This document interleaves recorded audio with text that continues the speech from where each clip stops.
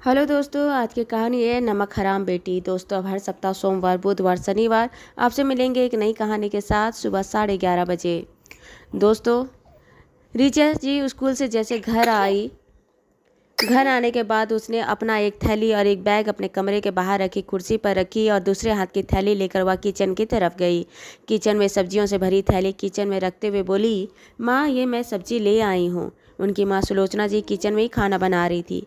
सुलोचना जी एक उड़ती नज़र उस भरे हुए सब्जी की थैली में डाली और फिर खाना बनाने लगी। इतना कहकर रुचि अपने कमरे की तरफ जाने से पहले कमरे के बाहर रखे कुर्सी पर थैली और बैग उठाने लगी तो थैली से एक टमाटर नीचे गिर गया और थैली में से एक पत्ता गोभी और बैगन बाहर झांकने लगा।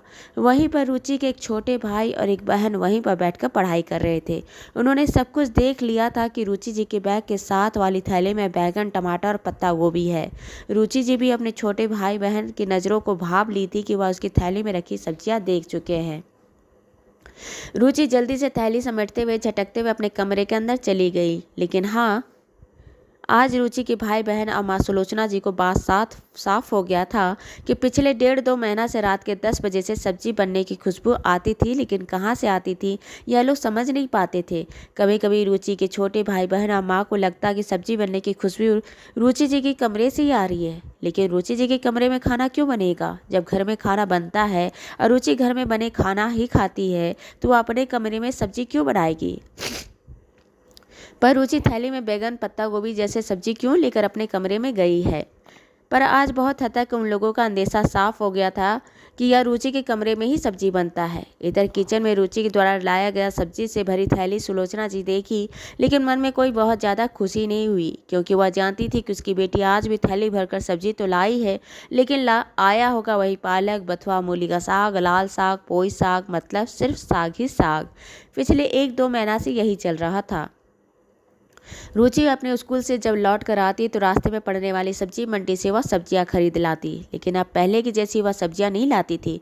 रुचि पहले सब्जियों में ढेर सारी सब्जियां जैसे गोभी, मूली, सहजन, फली, करेला, सीम जैसी सब्जियां लाती थी, लेकिन पिछले 1-1.5 महीना से पता नहीं रुचि को क्या हुआ था। अब वह सब्जी तो थैली भर कर लाती, लेकिन थैली भर की सब्जियों में बस साग के अलावा और कुछ नहीं होता था।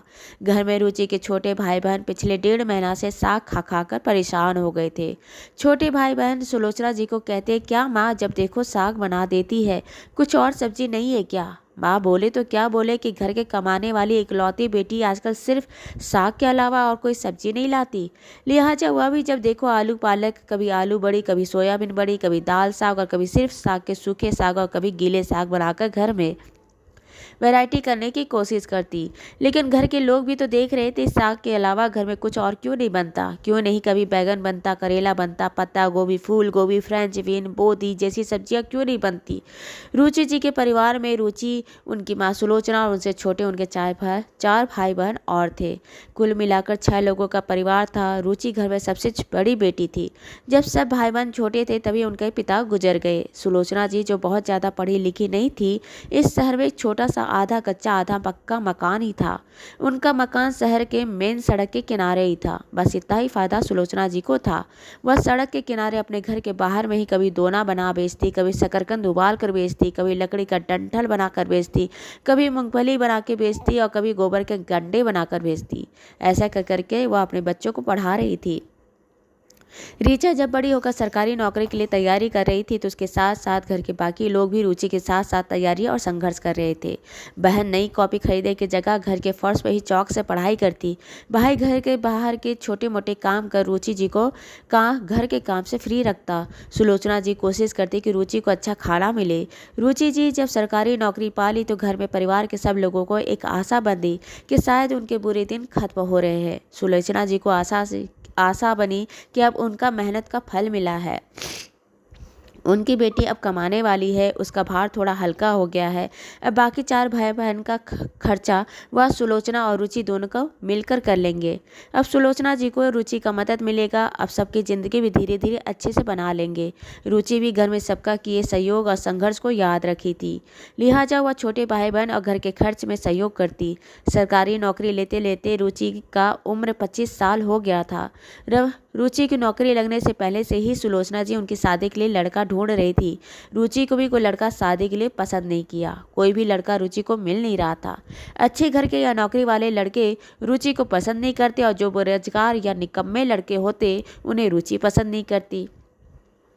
कारण रुचि अत्यधिक सांवली थी और बहुत मोटी भी। देखते देखते रुचि की उम्र 35 साल हो गई थी। 2 छोटे बहनों की शादी हो गई थी। दोनों भाई नौकरी के लिए तैयारी कर रहे थे। रुचि के स्कूल आते जाते रास्ते में उसकी मुलाकात एक सरकारी वकील लोकेश से होती है।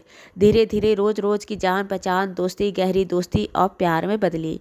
लोकेश भी दिखने में कोई हूर का परा नहीं था, लेकिन स्वभाव का बड़ा लंपट था। जो भी उसे जानता उससे थोड़ी दूरी बनाकर ही रखता।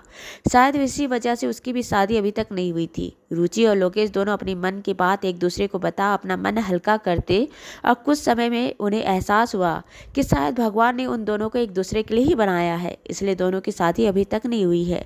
दोनों अपने घर वालों परिवार वालों को बताए। रुचि के परिवार में किसी को भी आपत्ति नहीं थी, वह तो एक पैर में ही खड़े थे। लेकिन उधर लोकेश के परिवार को रुचि पसंद नहीं थी। खुद का लड़का सरकारी वकील है, पैसों की तकलीफ नहीं है, फिर क्यों मोटी सांवली से भी ज़्यादा सांवली और लगभग 40 साल की लड़की अपने बेटे से शादी कराकर अपनी बहू बनाकर लाए। खुद का लड़का कैसा भी हो, लड़की तो विश्व सुंदरी चाहिए। जब लोकेश को उसके परिवार ने रुचि के लिए मना कर दिया तो रुचि और लोकेश मंदिर में शादी कर दोनों रुचि के घर आ गए। रुचि के 3 कमरों के मकान में एक कमरा सुलोचना जी ने रुचि और दामाद लोकेश को रहने के लिए दे दिया। सब ठीक था, लेकिन आजकल रुचि का व्यवहार में बहुत बदलाव आया हुआ था। पैसों में पकड़ बढ़ गई थी। घर में सब्जियों के नाम पर सिर्फ साग थैली भर कर ले आती थी।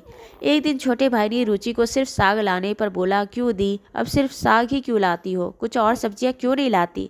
रुचि बिफर गई। गुस्से में छोटे भाई को बहुत कुछ सुनाई। सुनाते सुनाते उसने ये भी कह दिया कि लोकेश सही कहते थे कि तुम लोग जानबूझकर मेरी शादी नहीं करा रहे थे। अगर मेरी शादी हो जाती तो तुम लोग का खर्चा कैसे निकलता। तुम लोगों ने मुझे अपने स्वार्थ के लिए उपयोग किया, मेरी शादी नहीं कराई। मैं ज़िंदगी भर कमाते रहती, बस तुम लोगों के लिए कमाई का मशीन बनी रहती और तुम लोग मज़े करते। उस दिन भले गुस्से में ही सही, लेकिन रुचि के व्यवहार में आए बदलाव का कारण समझ में आ गया। दोनों छोटे भाई और सुलोचना जी पहुँच के रह गए।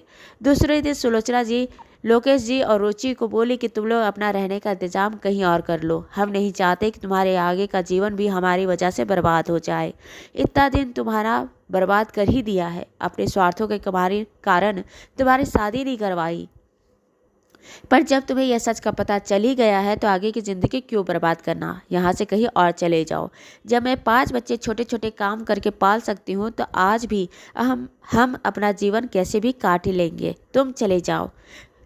रुचि और लोकेश बात को आगे ना बढ़ाते हुए वहाँ से दूसरी जगह किराए का मकान लेकर रहने चले गए। दोस्तों, ये कहानी आपको अच्छी लगी हो तो इसे लाइक करें, शेयर करें और सब्सक्राइब करें। और मिलते हैं एक नई कहानी के साथ एक छोटे से ब्रेक के बाद। धन्यवाद।